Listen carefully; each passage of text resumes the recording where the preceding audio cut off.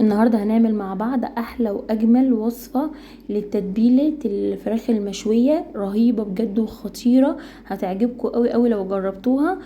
دايما هتعملوا الفراخ بالطريقة ديت، وبرده شوينا معاها الكفتة ديت، وبرده هقول لكم كنت جايباها منين ومعمولة ازاي، وتشوفوا طريقتها وبسيطة جدا.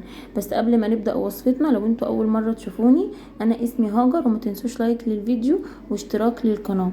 دلوقتي انا جبت الفراخ بتاعتي دي، غسلتها كويس جدا جدا زي ما انتوا عارفين انا بغسلها ازاي. وبرضه هقول لكم على محلول للنقع الفراخ تحفه جدا.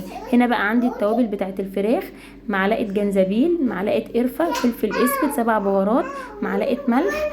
عندي توابل فراخ، عندي ورق لورا، عندي كزبره ناشفه، معلقه سكر كبيره، واحده كده اهو من المكعب الماجي الفوريه ديت. دول كلهم بيضيفوا جدا في الطعم وحلوين قوي. وحاطه معاهم معلقه خلنجان.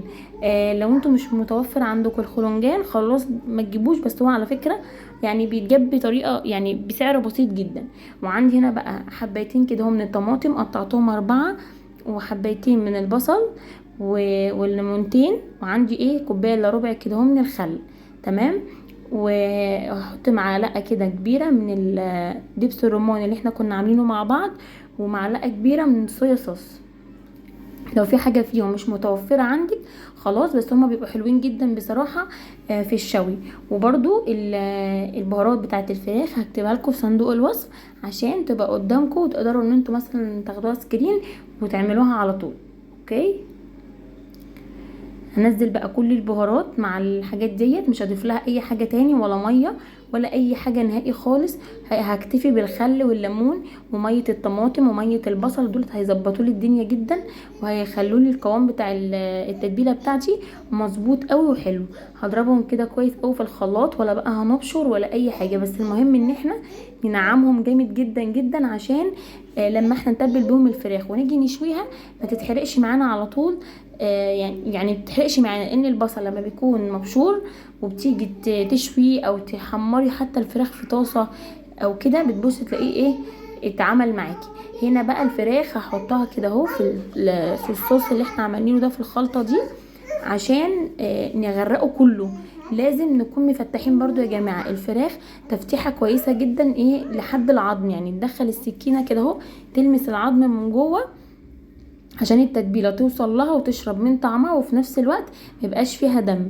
وبالنسبه للفراخ، انا طبعا بغسلها بملح وخل وليمون كويس جدا. يعني بعد ما انضف اصلا ما احطش الحاجات دي عليها على فكره، الاول بنضفها جدا من الحاجات اللي بتبقى فيها، بعد كده ادعك فيها بقى الملح والخل والليمون، وافضل اسيبها فيهم حوالي كده ربع ساعه واغسلها تاني.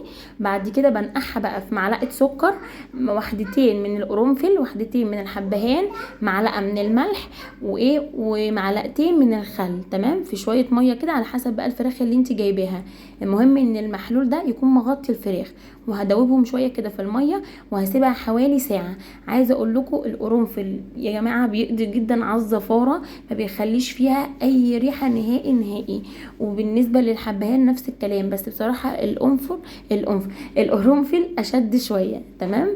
بصوا انا لقيت دول مش مفتوحين، وصلت كده السكينه لحد كده، شفت انا طلعتها ازاي، لمست العظمه من جوه. لازم الخطوه دي.